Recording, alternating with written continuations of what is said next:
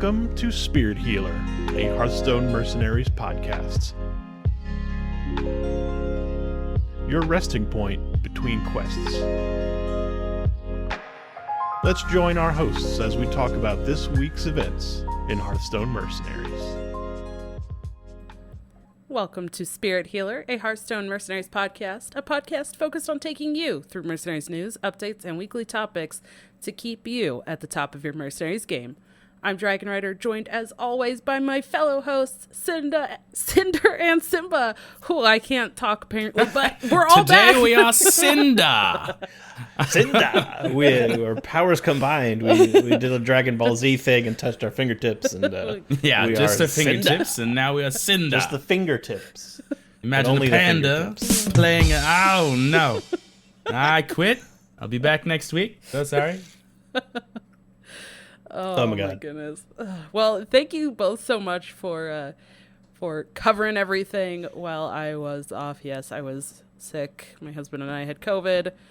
Getting past it now. Still like a little bit of residual, yuckiness, but for the most part, good to go now. And we've got some stuff to talk about. Yay! Yeah. They gave us some bangers this week. Absolute bangers. Although I feel like we need a little errata. And by we, I mean basically I need some errata from last week because I apparently don't know how things work. And the versioning speculation that I cooked up was wrong, extremely wrong. We were thinking 22.2 was going to be, March or something, April. No, it's tomorrow. Yes. Yeah, or I guess when you guys get this, it'll just be right now. Yeah. Yep. Yeah, it'll be yesterday for y'all. Yeah.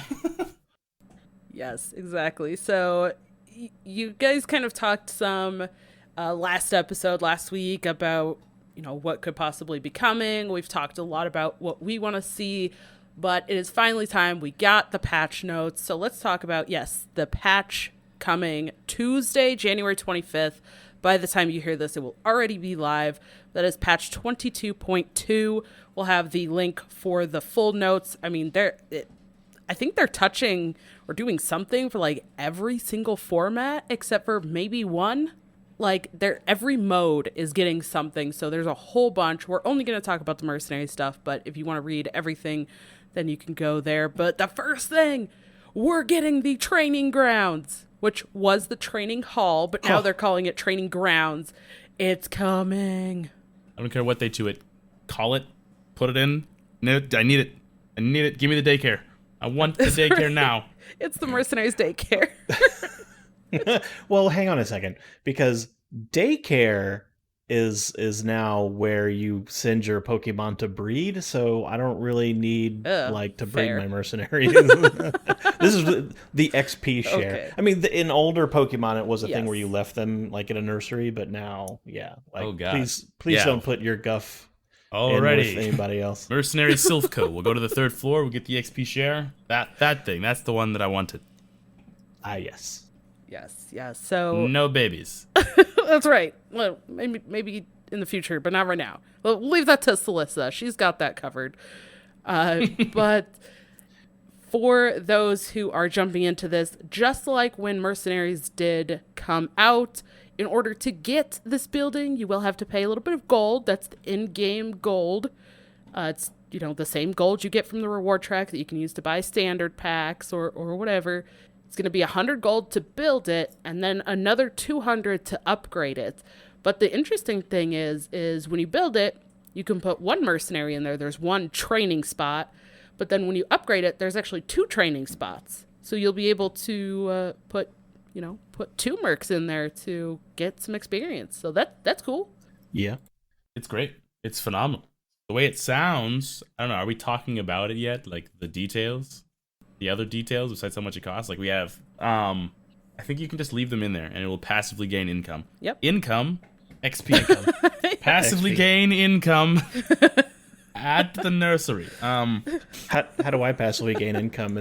Can I unlock that? I heard it's NFTs. I don't know. I actually hear the NFTs are terrible for it is everything. The opposite of residual income.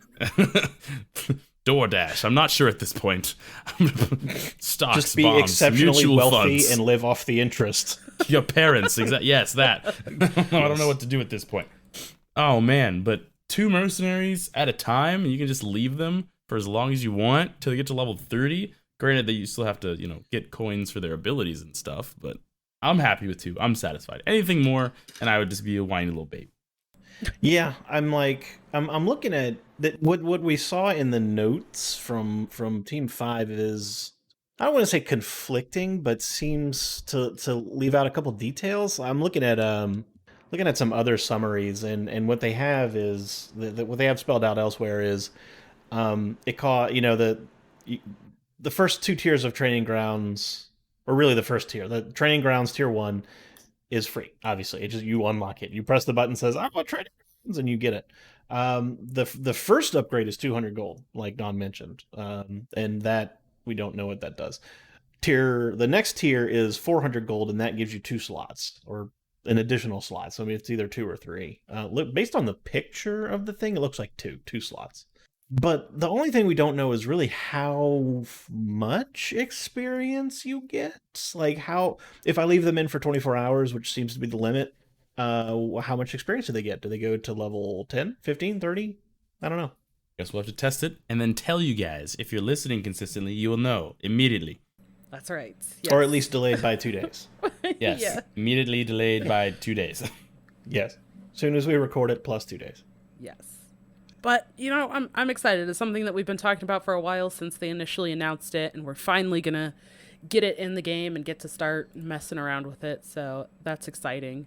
But yeah, let's move on. And I'm just going to list real quick the couple of other things, and then as our main topic, we'll actually dive into those and talk about these. But in addition to the training grounds, we're also getting 5 new mercenaries. So we're going to talk about those. There's an equipment update. I'll just read what the patch notes say. And then we're also going to get a new zone, Alterac Valley, with 6 new bounties and bounty bosses. So that's pretty cool. But that does also kind of relate to the equipment. And so what's happening basically with the equipment update is the 5 new Mercs that we're going to talk about in a minute. Their third equipment, instead of having to do like task 7, or even like task 8, I think Valera is, instead of having to do that, all you'll have to do to get that equipment, the third equipment for these 5 new Mercs, is beat a specific heroic bounty. And they'll be listed just like all the tasks. So that's interesting. They said they're going to like monitor it. That's right. Yay! I feel like we've talked about this before. Applause. Only once or twice. Yeah. But also, it's also confirmed now. It's like we know it's in this patch, bam, and we can finally put an end to pointless task grinding. Like if you grind for coins and that's it. Your equipment you can get, just beat the boss, you get the equipment. That's it. Yeah. Please and thank you. Yeah. And I mean, combined with the training grounds, though, like I still have multiple Mercs that are just hanging out in my collection, low level and unattended to, because I just have to level them up, and that's the whole thing. Like you got to go backwards, right? It's like I can't take these into like my level 30 bounties. I can't take these guys into Black Rock Mountain. I got to go back into Barrens, and I don't want to do that. So they just been vibing in the collection since like release. So like training grounds, yes, and then now easy access. I say easy, but it's a heroic bounty. But at least instant-ish access to all of the equipment. Like bam, got it. Yeah, I think for me that's the only like downside, is that it does have to be a heroic bounty that they're requiring, which makes sense. But at the same time, we talked about a couple weeks ago, even some of the normal bosses, like depending on your Mercs and how, how leveled they are, some of the regular bosses are hard. I'm like, I don't know how I feel about this being behind the heroic ones, but hopefully it's not as bad as what I'm envisioning. Yeah, if the community comes together and we can find some budget builds maybe, and then some more perfect builds to beat all these heroic bosses, and just leave not necessarily tutorials, but like, hey, if you use some comp like this that uses this type of attacks and defense, then hopefully it won't be too bad. I don't think it'll be too bad, but I guess we haven't really seen any of the new locations, so who knows. Yeah. Well, talking about the new locations, so I did say it's going to be Alterac Valley. We're getting the 6 new bounties with these bosses: Ravik Grim Totem, Lewis Phillips, Captain Galvangar, Popsicooler, Drekthar, and Lokalar the Ice Lord. So lots of fun little characters in there. I'm really actually looking forward to fighting those bosses, just because I think some of these characters are pretty cool. Like the Popsicooler. I'm so excited for that. Popsicooler is best. So cute. He is Bae. They is Bae. I guess a robot. It doesn't really have gender, right? Yeah, they is Bae. It's just kind of there. Freeze 2 minions. Yeah. Haha, gotcha. Yes. Well, that is it, right? I think we're just done for the episode now. I think we covered everything. Okay. Yeah. Yep, everybody go to the link and... Yes. Well, let's get into like the big exciting news. Are you two ready to talk about some new mercenaries? I'm actually super excited. I talked to myself about them on camera for half an hour, and they're fire. So let's talk about them. Yes. Okay. Well, Siimba, why don't do you want to take the legendary? The legendary fighter human Belinda Stonehearth. That's a badass. I don't know if we're allowed to use language. Anyways, as I say ass. Okay. It's like a Big Sean song or something. It doesn't matter. Belinda Stonehearth comes down as a... I just exist here sometimes, man. You popped me. You got it. Brain empty, no thought, just bees. She's gonna be a 10 attack, 73 health fighter. So not too high on the attack stats. 73 seems to be a decent amount of health, though, I feel like. But then we get to the abilities, and this is just such the duality of Belinda. All right, so Flame Dart is the first one, and all of these will be their maximum potential, so not how they start out, but when they're maxed. It will be speed 3, deal 10 damage, and give that mercenary +3 frost weakness. The second ability is Frost Dart, which is speed 4, deal 12 damage, give them +3 fire weakness. So you can build multiple different kinds of comps around her. And the third ability is Frostburn, speed 7, cooldown 1, deal 11 damage to all enemies. Either gain +3 frost damage or +3 fire damage, which goes amazing after you've just given a bunch of mercenaries frost weakness or fire weakness. And then the equipments are just bangers as well. Lesser Fire Elemental. Battlecry, summon a 10-5 Lesser Fire Elemental that applies +3 fire weakness to characters that it damages, which means whether it attacks or you attack it, you are now weaker to fire. The Lesser Water Elemental is the second one, which is basically the same thing, but for, freeze, 10-15. Lesser Water Elemental freezes characters that it damages. And then Stormpike Salvation is a passive that says at the end of each turn, give all your characters +5 health. Not heal them for 5, not give 1 5 health, not give Belinda 5 health, but give all your characters +5 health. And I feel like that's just broken. It's real good. Broken? I don't know if I'd go for broken, but it is real good. I mean, she really feels like a fighter that plays like a caster, right? Like the attack stat pretty much irrelevant, just dealing fire and frost damage.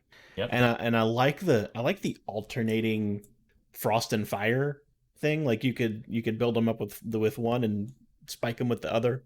But yeah, like whatever the case, those things don't seem over the top. But +5 health for the whole team each turn just is really good. Yeah, especially the fact that it's a passive too, right? So you don't have to do anything extra to get it. It's just a passive that sits there and you just get it automatically. Yeah. Like you think about Malfurion and how often he gets used for the staff because it heals every time you do a nature spell. Well, this is automatic and it's not even healing, it's health. So even if you're maxed out, bam, you got some more. Yeah, and if you're not, you can, sometimes you'll underheal. Like if you've only taken 6 damage, but the heal is for 12, you can only heal for 6. Oh, not this time. Now you heal for 11, right? You get more out of all your heals. Yeah. Yeah.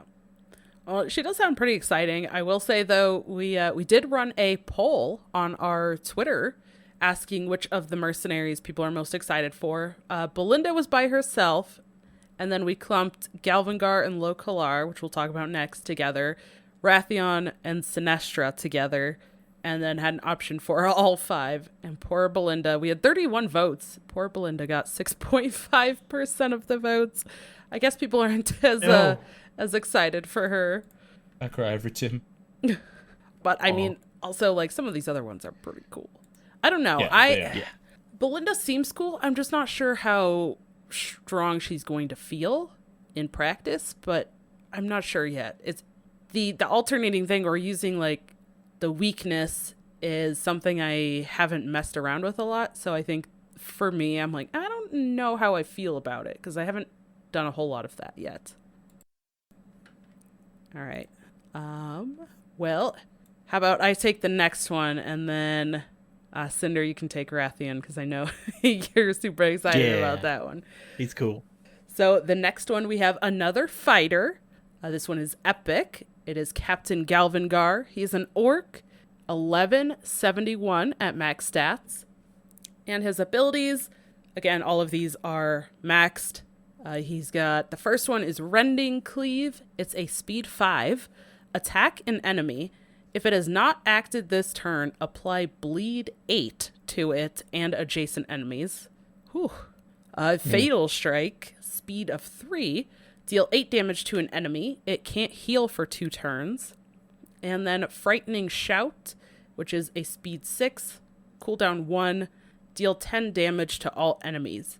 If they have acted, the ability they used gains +3 cooldown. And then we'll run through the equipment here. Fury of the Frostwolf is a passive. Friendly characters have +5 attack. Drekthar's Boom, Fatal Strike, which is the second ability, also applies bleed 5. And then Deafening Howl, Frightening Shouts, which is the third ability, deals 5 more damage. Whew. That sounds like it's going to be a lot of damage. There's a lot of bleed potential.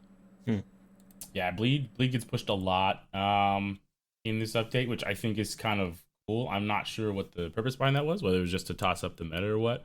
But this guy has, like you said, a ton of bleed potential. If you're including equipments and stuff, but also the Deafening Howl equipment. I really like that one. I don't know if that's the only one I would use, but that one's a banger. I'm every time I read over Galvangar, my eye just immediately snaps to the first ability, which, if they haven't acted this turn, apply bleed 8. So it's not always. You got to time it. Not that any of these teams that people use competitively have any problems controlling speed. So speed 5 is fine, right? Like you can speed up a speed 5 or at least slow down your opponent to make sure it goes first. That's not a problem. You're going to get into some speed control wars sometimes, but it can be done. But here's the thing. I'm thinking this, along with that first equipment, friendly characters have +5 attack. That's all of them. That's everybody. That's all 3 of your dudes. And then looking at his attack of 11, that means he's always hitting at least 16 when he attacks and applying bleed 8. And again, bleed 8 to it and adjacent enemies. So if you hit the center character on the other team, all 3 characters get bleed 8, which is a lot because bleed stacks. So you could potentially do this again on the next turn, and now they're bleeding for 16. Or if they're a caster, they're bleeding for 32, which is basically dead. Like, this dude has so much damage potential, at least from my not very good at PvP position, but it's on paper it seems like there's a lot of potential here. Yeah, I think as long as it hasn't acted and you get the bleed to it and the adjacent enemies, it's also pretty nice for things like a stealth to Valera, or if it, Galvangar has to attack into a taunt, it could still be applying damage to adjacent minions, adjacent enemies. So I like that because that helps you do a lot. I don't know how strong this is going to be compared to some of the other mercenaries, but this could be pretty great. Yeah, the taunt thing opens up this whole other question of positioning, because if you see your opponent has Galvangar in their lineup, now you have to consider, where do you put your taunt and where do you put your caster? Because if they end up next to each other, the caster's dead. You have any other thoughts on Galvangar, Siimba? It'll also force healing in comps a little bit more, because if you have no healing or no direct targeted healing, the bleeds will just bleed everyone out, regardless of caster or not. So I think that's cool. Not that comps didn't have healing, but sometimes it came down to a lot more of like slow and speed manipulation, and like that was it, or like Cariel healing herself, but not really anyone else. But if I just hit you for bleed 3 times, like you said, that's 32. A couple times, well, now your caster's dead. Fighter's probably dead too.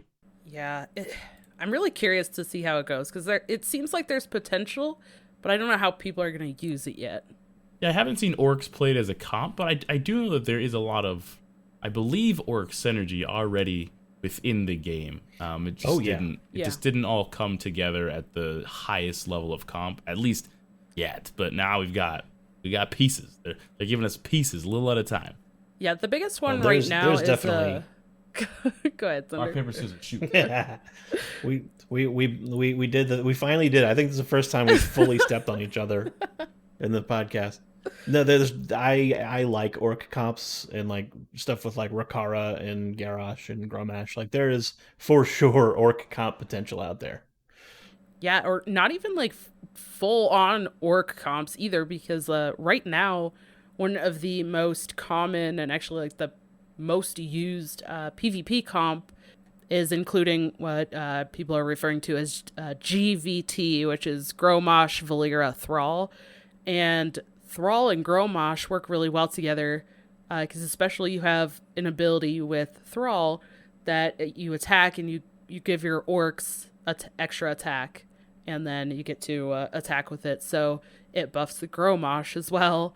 And that's like the one that's being used right now. So yeah, if people throw Galvangar in with those as well, that could start to get pretty nutty. That's just so exciting. I love good combos. I love good, well thought out, well synergistic combos. All right, Cinder, bring us Rathian. Yes, Rathian. He's an epic fighter. He's a human, asterisk. Max stats are 12, attack 73, health. Here are his abilities. Number 1, Creeping Madness. At max level, this will be a speed 8, attack an enemy. Next turn, they must use a different ability or take 20 damage. Second ability is a Tail Swipe. It's a shadow damage. Speed 6, deal 20 damage randomly to the left or right bust enemy. And third one is, this one's the cool one. This is the one that has me hype. True Form. Speed 3, cooldown 2, become a dragon. I'm such a sucker for transform effects. This is so cool. So it says gain 0 health, but that health is increased, I assume, 1 for 1 based on the damage this Merc has done. So the first 2 abilities both deal base 20 damage. So just keep that in mind. So if he hits one thing, True Form's going to give him plus 20 health. I think. I hope so. I hope that's how it works. And then his transformed ability, True Form, becomes Fell Rain. Okay, and it's REIGN, Fell Rain. Speed 8, cooldown 1, deal 3 damage to all enemies. Repeat 4 times, which is cool. So basically 12 damage, unless you're getting extra damage, like if you're getting extra fell damage, or if they have fell weakness or something, that's gonna tick off every time one of those 4 hits. So 3 times 4, but put in the addition before the multiplication here. And let's talk about the equipment real quick. Chimera of Fear, Creeping Madness, makes the enemy 4 speed slower. So you use a different ability or take 20 damage, and either way, you're 4 speed slower. So that's pretty cool. It's a nice control effect. Second one, Black Dragon Scales. Tail Swipe also applies bleed 5. So you're doing damage plus bleed to the left or rightmost enemy. Pretty cool. And last one is Horn of Wrathion. True form has no cooldown and also grants +6 attack. So he's going to get the +X health for dealing damage, and then he gets just +6 attack, just on top of it. So just has this really cool potential to just like transform, cool back down to human form, transform again, and maybe just get huge. I love this concept. It's really cool. I haven't seen much like this in any game, let alone any game mode, let alone Hearthstone. Very often, like this is super awesome, and the fact that they give us a whole nother attack, and that it's synergistic with itself. There's a couple cards that are like that, like when you can boost your own nature damage or frost damage. This one's like, nah, I'm gonna heal myself, just become even more badass. Yes, dragons. We need more dragons. There's only 2 dragons in mercenaries right now. We have 60 before these 5. There's 60 mercenaries, and only 2 have the dragon tag, which is Alexstrasza and Brightwing.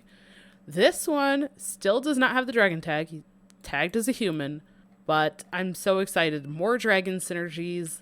I love it. I want to transform. This is going to be super cool. Also, I love the horn equipment that has no cooldown. Like, I'm just so excited for that. Like, yes, just let me transform into a dragon and have no cooldown for that effect. Yes, please. I'm actually wondering if after you click off the transform, if he actually becomes tagged as a dragon in game. I wondered that too. I'm not sure.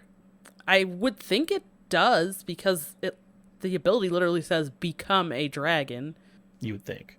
So if that's the case, maybe we could actually use Wrathion for some dragon synergies in the future. Hopefully. Maybe. Wrathion would probably actually be one of the best dragons, depending on what comes in the future for dragon synergies. Not that Brightwing or Alexstrasza are terrible by any means, but like Brightwing right now is best in like nature stuff and like for healing. Doesn't really do a bunch of crazy dragon damage, or what I'm imagining crazy dragon synergy damage would look like. Yeah. All right. Siimba, do you want to take the next one? Sure. So we got a Lokalar the Ice Lord is one of the new bounties, but we also get Lokalar as a rare elemental protector with 9 attack, 82 defense. We got a strong boy. First ability is Hailstorm, a speed 5 frost ability that says deal 3 damage to a random enemy. Repeat 5 times. I like that. That sounds fun. Frost Shock, speed 9 frost ability, deal 10 damage to an enemy. Their next ability gives them +5 frost weakness for that turn. Snowball is the last one. Speed 7, cooldown 1, also frost ability, deal 10 damage. Damage increases by +5 every time another frost ability is cast. Resets after use. We're going to have to talk about that one. But we'll go through the equipment real quick. Icy Focus. Hailstorm repeats 4 more times on top of the 5 times it's already repeating. Frigid Winds. The passive. After an enemy acts, gain +4 frost damage until the end of the turn. And then Shroud of the Ice Lord is another passive equipment. Friendly elementals have +20 health. Wow. That's a lot of repeating stuff. Yeah. I'm fascinated by Lokalar. There's so much going on, like that. Like just right off the bat, Hailstorm with Icy Focus, deal 3 damage 9 times. Okay, so just 27 damage at speed 5. That's fine. Like, you don't even need to do anything to that. But just calling back to what we were just talking about. Because it's repeating damage, if you increase the damage by any method, if you have plus frost damage, if they have frost weakness, that's deal 3 plus X times 9, which is a lot. Like, that sounds wild. And then, the Frigid Winds is interesting too, because I need to break this down. Like, I need to really dissect this. After an enemy acts, gain +4 frost damage until the end of the turn. Okay. After an enemy acts. So possibly +12 frost damage on the turn. because +4 for each enemy, right? And there are plenty of comps that spawn more minions, so maybe more. So let's just, in a wild scenario, you got that +12 rocking on that hailstorm that hits for 3 times 5 because you're using the different equipment. But that's becomes 15 times 5? What? Oh yeah. 75 damage, light work. What? Now, of course, that's predicated on Frigid on him doing Hailstorm last. So it's kind of weird because he's rewarded for going later in the turn because he's got to have time to build up all these stacks. But wow, if it works, wow. It's so bonkers. It's so bonkers. And like, does Snowball only trigger once for the Hailstorm because you used Hailstorm, or does it trigger for every time that it's repeated? No, I think that counts as one casting. But it sounds like it'll work like there are other abilities where it's like every time this happens you gain a stack, right? So this might accumulate over multiple turns, and if you're rocking with Jaina, or if you're rocking with the new mercenary Belinda, and they're ticking off frost stuff and he's ticking off frost stuff, that's gonna add up pretty fast too. I mean, you're talking about, again, like 30, 40 damage, possibly, maybe more. Yeah, like turn 3. Oof. Yeah, this one seems really, really cool. And I think, so let me tab over again to our poll. Again, we had 31 votes, but the Galvangar or Lokalar option was the most popular, with 35% of people voting for that. And I think part of it is because of the same thing that Cinder was super excited for, with the Wrathion changing into a dragon. But also, I've been hearing some talk from people that they're expecting Lokalar to actually be a counter for Valeera in PvP, because of the fact that it's dealing damage to just random enemies, so it can still hit the Valeera even if they're stealth.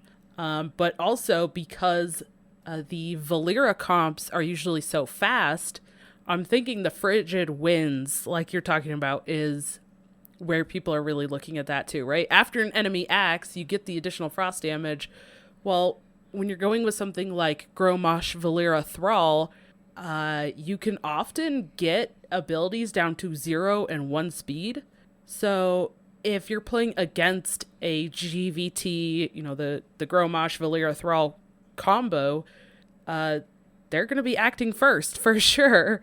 So you're pretty much guaranteed to get that bonus frost damage, and then you can still hit the Valeera and do a whole bunch of damage even if it's stealthed. So I think Lokalar seems really, really cool, and there's definitely a lot of combos that I think you can do with it. I'm excited to try this one out for sure. Any other thoughts on this one before we move to the last one? Not this guy. Gonna be fun to play though. A little bit of bully ball and punishment for what you always want, right? You always want to go first, and Lokalar's like, well, think twice, bud. I'm gonna just ping you for 5 times. Have fun. Yeah. All right. You want to do the other dragon, Cinder? Sure. This is Sinestra, a rare fighter. So four out of 5 of these are fighters. And Lokalar is a protector who really plays like a caster. Like, so they're kind of leaning hard into these offensive types, which I find interesting. Anyway, Sinestra is a dragon. She's rare. Max stats are 13 attack, 75 health. That's pretty good. That's a pretty good stat line. So abilities: Racking Swipe, speed 6, attack an enemy. If you control another dragon, apply bleed 10. It's a lot. So I mean, this is doing at least 23 damage just by itself. And then, of course, as we know, as we've been saying, bleed stacks. So look out. Second ability, Mana Barrier, speed 2, cooldown 1. So here's a defensive ability. Restore 50 health to a dragon. Its next ability is 3 speed slower. Interesting, because it is a heal, but also a form of speed control. So, multiple applications perhaps. Twilight Extinction, speed 5, cooldown 1. Restore 20 health to this merc. At the end of next turn, deal 30 damage to all enemies. What? Okay. Equipment here. Equipment. Hooked Talons, Racking Swipe applies an additional bleed 5. So Racking Swipe becomes attack an enemy bleed 15. Mana Brooch, which will pair with Mana Barrier. Mana Barrier restores 10 more health and reduces damage taken by 5 this turn. So it becomes a 60 health restoration to a dragon and also gets a 5-point damage reduction for the turn. That's really good. And then Shard of Woe. Twilight Extinction restores Twilight Extinction restores 20 more health and deals 10 more damage, but has +1 cooldown. So that one becomes restore 40 health to this Merc at the end of the turn, deal 40 damage to all enemies. Yeah, I don't think I really care about the cooldown. No, you end a match with this. Who cares about the cooldown? Right? You're like, oh, cooldown 2. I'm like, that's fine. I'll just use Racking Swipe into Mana Barrier into Twilight Extinction again. Like, right? What? Dragons. Yeah. Okay, Kibler, calm down. I love Lady dragons. Kibler. But this is sweet. And I'm looking. Okay, so I said earlier there's only two mercenaries right now that have that dragon tag. This one is another that adds the dragon tag. And then obviously we talked about the transform thing potentially being a thing with Wrathion. But War Master Voon is not a dragon himself, but he's got the dragon synergies. And I'm just looking at... So there's one ability that Voon has, which is a Fire Breath, deals some damage and repeats for each dragon you control. Okay, so we could do some dragon stuff. But then there's also a passive equipment. After a friendly dragon attacks an enemy, deal 4 damage to the enemy, which the 4 damage is at the level 1, so you know that gets even higher. There's so much damage potential with these dragons, right? Like, you send this in, even just the first ability. Attack an enemy. If you control another dragon, apply bleed. You have Voon. You deal even more because a dragon attacked. It's like there's just all these stacking potentials and these bleeds, and oh, I'm so excited for this. I want to try out some dragons and maybe actually get use out of Voon here. And it sounds so fun. I really like Sinestra. And just as a little bit of lore nerdery, Sinestra is the corrupted, the post cataclysm Syntharia. Syntharia is the mate of Deathwing, and Sinestra had given birth, so to speak, to very famously Nefarian, Onyxia, some of the most powerful dragons in the game, in the lore. This is Mama Dragon. She is a BA. She is the HBIC, right? La Mera Mera. Like, she is, yeah, this is so cool to see her in the game. Yes. Okay, so now we've talked about all of these. Which one are you looking forward to the most? Cinder. Well, originally it was Wrathion, who is the grandson of Sinestra, by the way. Just because of like the transform into a dragon, but just like lore, obviously, you just heard me. Like, Sinestra is so cool. I love seeing her in the game. I'm definitely want to muck around with this. Siimba. Hard. That's so hard. They're all so cool. I think off rip Localar, I'm the most excited to use. But then like comp wise, I'm not just like flying out of my seat to use Frost. I want to see the dragon synergy work. But individually, Localar piqued my interest the most. Okay, interesting. I think we're all picking different ones. I don't know. Like, I as much as I like the dragons, I think I actually am most excited to actually see how Localar plays, and especially try it out in PvP. I definitely want to try the dragons for sure. Like, I will be trying those. I will be trying as much dragon stuff as I can. But in terms of like, I think the one that I'm probably going to end up using the most, or feeling, at least looking at it, that I feel like I'm going to get the most use out of is probably going to be Localar. So I'm going to say that's what I'm excited for. But also dragons. Yay. I mean, no lie, Localar looks awesome. I mean, There's no doubt about that. Plus, his baby portrait is just like a little tiny little ball of ice with a Noel cap on. It's so cute. Little ice cube. Yeah. Yeah, it is. Well, this is gonna be exciting. Again, by the time that you all are hearing this patch will have already gone live. You can open these in packs, or you can get these mercenaries by getting the coins and crafting them, which, you know, we've talked about that before. It's a lot, but I'm excited to get some packs. I don't know. I was thinking about it earlier today. There's no like indication in the patch notes about if there's going to be any bundles available. Or anything like that, which maybe there's going to be something in the shop. So if there's like a good bundle, I might end up getting something. But I might just use some coins for some Mercs packs and hope to get these new mercenaries. I'm happy at least that Sinestra is rare. Like, she should pop out of a pack pretty quickly. Localar is also rare. So that's nice. Yeah, it shouldn't be too much trouble to find at least one new one.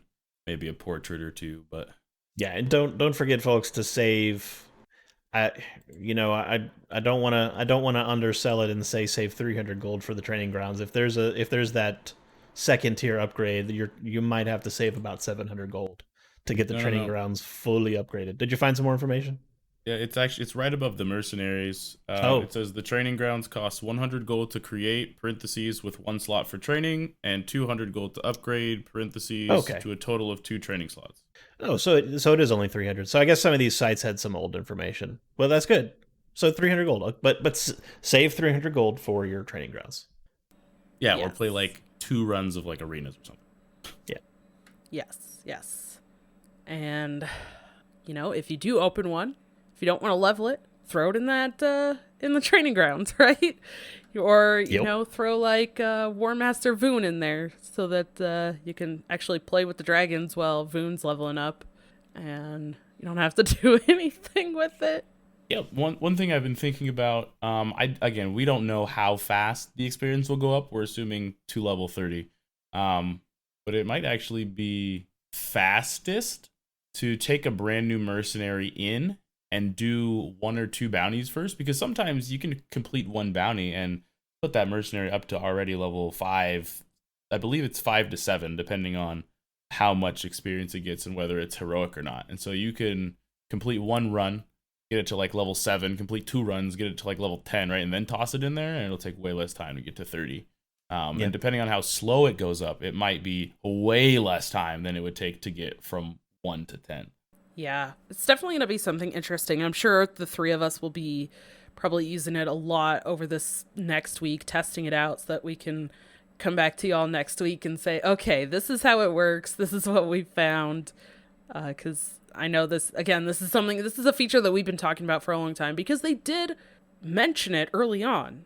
So we kind of had an indication that it was coming. We just didn't know when or exactly how it was going to work. So now that we're going to have it, it's going to be like, all right, time to mess around with it and see how it actually goes. I'm kind of curious because it also might be like the other way. Like maybe it's faster to throw it in as level 1 and see if you can get it to like level 15 or 20 and then like grind the last little bit of levels. Because generally the early levels don't take as much XP. I don't know. I'm so curious to see how it actually works. I just want to play. I want to have it. Want it right now. Gimme. You don't want to wait till tomorrow. Give it to me now. Oh. Exactly. Oh, well, do either of you... I don't even know what I'm throwing in first. I don't even know what I'm throwing in. Oh, you don't? No, I don't. I don't know what I'm throwing in first. I thought you said you already know, and I was like, oh, okay. Oh, I like that. Ready. No, I have no idea. Because I don't know if I'll unlock any of the new ones. And then I haven't even upgraded, like, Valera at all. I told you I bought Malfurion, not upgraded yet. I'm just like, I don't know what I even put in. I'll figure it out tomorrow. Yeah. You'll know. When you open the client, you'll know. Yeah, and if you have the gold and you can upgrade it, it sounds like you can throw 2 Mercs in there. So, you won't have to just pick one. You can... If you upgrade it, you could throw 2. Yeah, I think I got 300 gold from the rewards track last week. I'm just going to build it immediately. Yes. All right. either of you have any closing thoughts before we move into our next little thing here and then closing after that? I am not preaching this week. Not this week? Okay, we'll wait for next week. Yeah. We'll wait for next week. Don't forget to claim your Lunar New Year celebration card back in the shop. It's free. It's kind of BA. That was a cool one. And what else? Oh, if you do play Standard, I know we're not going to talk about it a lot, but if you do play Standard, all of the cards that got nerfed are available for full dust refund for 2 weeks. So I'll try to mention it again next week, but don't forget, if you want dust, I won't say disenchant those cards like you have to, but if you have an extra regular copy or like 2 golden copies that you never use and you're trying to craft some stuff here or in the mini set, do not forget to dust those while they are dustable for full value. Good point. Yes, definitely.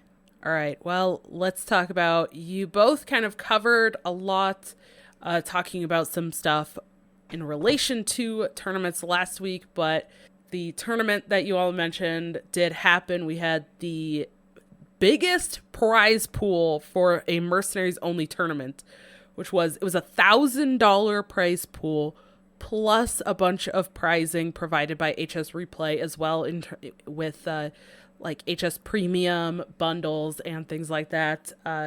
And that happened Saturday, January 22nd. Yes, I completely spaced mentioning it to you guys, so I'm so sorry, but I was one of the 2 casters. Mulahu and I casted that tournament.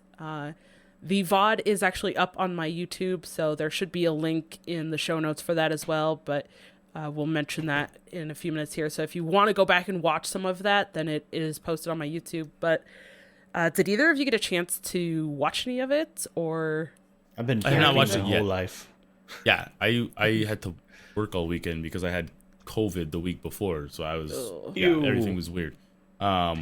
So I haven't seen it yet, but I was just scrolling on Twitter before we got on here, and I saw that you had posted the link, and so I have that up to check out when I'm done, while I'm transferring some video stuff over of my own. So I'm gonna look at it probably today, tomorrow. Maybe, I don't know if I'll get through all of it. I don't know how long it was, but I'm definitely going to check it out soon.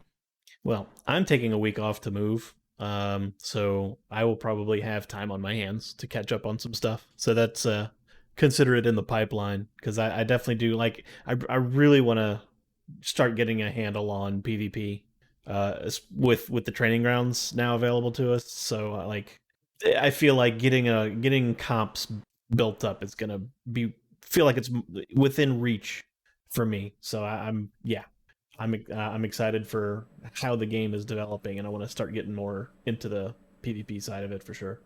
Yeah, absolutely. Well, I'm not going to go into details on and give away, info, since people will probably want to watch that and people can get caught up on that. If you want to know who won or the comps that won, you check out the VOD. But I did want to say, I just want to talk 2 things that I wanted to mention was, first, a big part of this was also that we got to show off a lot of the new Mercenaries features that you can get on HS Replay. Which is super cool. They launched it 2 days before the tournament. So you know how you can go in for Standard, and if you have HS Premium, you can get, even more in-depth statistics. Or if you have the Battlegrounds part of HS Replay, you can really get tier lists for all of them, everything like that. Yeah, that's now. They have a Mercenary section now. There's a tier list. You link it to your account.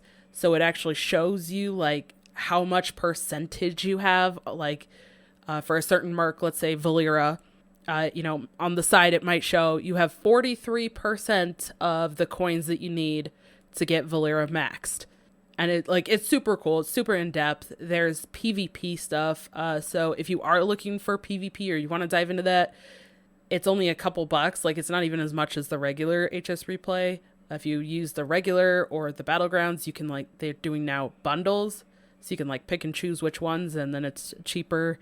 It's super cool. They've got a lot of stuff on there, and I'm sure they're going to keep building on it, but that's a great resource. And also, I loved the format. Mulahu and I kept talking about it throughout, and even a lot of the players I saw, a lot of the people that played, they were in the stream chat, and it seemed like the format was very well received.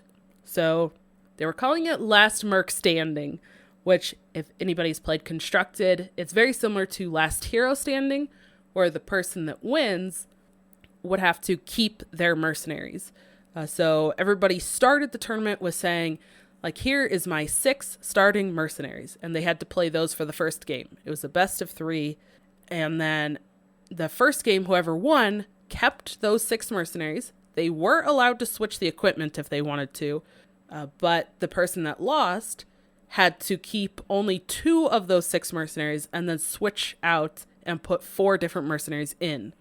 So it kind of created like sometimes people would try to counter what their opponent had, but then you'd have then game 3, the person that got countered would counter back. Some people were trying different strategies. Like, it was just a really cool format, and I think it worked really well. And I hope that we have more Mercenaries tournaments with this format so we can kind of test it out more, because it seemed really, really cool. So I had so much fun casting that, and it was amazing. I loved that format. I don't know if either of you have ever played like Last Hero Standing or anything, but it felt really cool in Mercenaries. We talked about it a good bit last week, because I have played a lot of Last Hero Standing, and it's the same kind of dynamic where, you know, you have a series of counters and counters to the counter, and you end up either getting one person sweeps you, or it goes to a really difficult 5-game set, just because of how well the strategies work against each other. And it always allowed for like corner case niche stuff that you would never run in Conquest or on Ladder, because it had a specific role that worked really great if you knew that you might lose to a certain thing. So you had that in your back pocket to just go, wow, what about Gruul versus Diablo? What's up, you know? So I love it as a concept. I'm really glad it worked out. So then now I just want to watch it even more. Yeah, I'm super excited to try and get in one of these tournaments. I want to play it because I have not done much Last Hero Standing personally, but I'm very familiar with the concept. I think I mentioned it last week as well, coming from playing Magic the Gathering and other things where the sideboard was available. And so like conceptually, I understand how it works. And I think it works a lot better than the other tournaments that we've seen. Yes, absolutely. So again, if anybody else is interested in checking that out, definitely would love to have you join on the YouTube and check that out. And hopefully we'll see more, because it was a blast. But I think that is going to wrap it up for us this week. And if you want to find more from us on the show in general, you can find us on YouTube, everywhere that you can find audio podcasts, and on Twitter at Spirit Healer Pod. Thank you again to everybody that voted in our poll. And you can also email us at spirithealerpodcast@gmail.com and join in our Discord and jump in the discussions there as well. You can find the Discord on our Twitter and just get in there, have some chats. We're going to be, talking more and more, and the more people we get in there, the more chatting will happen. So we'd love to have you join us. And as always, we want to thank Purrple Cat for the use of the amazing music that we use for the show. And to find more from each of us, for myself, you can find me on Twitter at DawnieDK, DAWNIEDK, over on Twitch at DragonriderDK, also DragonriderDK for my Hearthstone YouTube, or Dawning Growth for some content made simple, related videos, and talking everything standard over at the Dr. 3 HS podcast. And Cinder, where can we find more from you? Yeah, you guys gotta come to the Discord. Come on. Look, Discord, it's a big chat room, and it only works if you start chatting. Okay. I have notifications turned on for our Discord, so if you chat in there, I will see it. I'm gonna, who just chatted? I'm gonna respond to them. So it's like instant access to the show hosts and to your other community members. Come on in and come look at that bananas king cake in the food channel that I had last weekend. It was amazing. But other than that, come to Twitter. My Twitter is at Cinder Ascendant, and it is a catch-all. Talk to me about Magic the Gathering. I'm learning to love Magic more and more every day. Since I see it for 8 hours straight. But it's I'm really learning to love it. I played before, but now it's like, oh, I really want to get into the store and play some more Paper Magic. This is pretty great. But yeah, talk to me about anything. Did you know I play Twilight Imperium? I play a ton of Twilight Imperium. I play chess. I'm about to jump into the Blood Bowl 3 closed beta on Steam. I play all kind of games, and I talk all kind of nonsense, so come see me at the Twitter account. And Siimba, how about you? Oh yeah, alrighty. Twitter, Twitch, and Instagram at SiimbaTV_. The YouTube channel for Hearthstone, which is why you're here, is Siimba Stone. And I think we all play a bunch of games. I have a ton of stuff coming out, so please come talk to us. Pokemon Legends Arceus comes out this week. I'll be playing that. Lost Ark comes out next week. I'll be playing that. What else is coming out? There's something else coming out. Oh, Destiny 2, the Witch Queen expansion comes out in February. I'll be playing that. And then, of course, Hearthstone. I play Hades. I will literally play whatever you give me. Love Hades. I mean, I just talk about games. Siimba actually makes content. You should probably go follow him. you just talk about. I believe you play the games as well. Slight bit, just a little bit. But yeah, look, I mean, no lie, y'all. Like Simba's Twitch channel is becoming my afternoon comfort food when he's on. Because I'll be working because I work from home, and I got a TV up on the wall, so I'll just shoot the Twitch app up on the wall and watch Siimba. It's like super chill, positive energy. It's a good palate cleanser for a bad day, Yeah, and then we can all go into food chat and end the day phenomenally. That's right, yes. Food chat, best chat. Well, that's debatable. All of our content is good, but the food chat is most interesting chat. I think we can all agree that food is great. Yes, we love food. That game, I saw that before I heard the episode. By the way, I saw that the picture in the food channel, and I was just like, oh my god, oh okay, that's pretty great. And then I heard the episode and was like, okay, that's what that is. But yeah, you need to see it if you haven't. You need to see the picture. Go in there, look at it. It's amazing. It's a thing of art, really. It is. Well, I think this episode was a work of art as well. Let's go ahead and wrap it up here for this week. And as always, thank you for choosing us as your resting place of choice.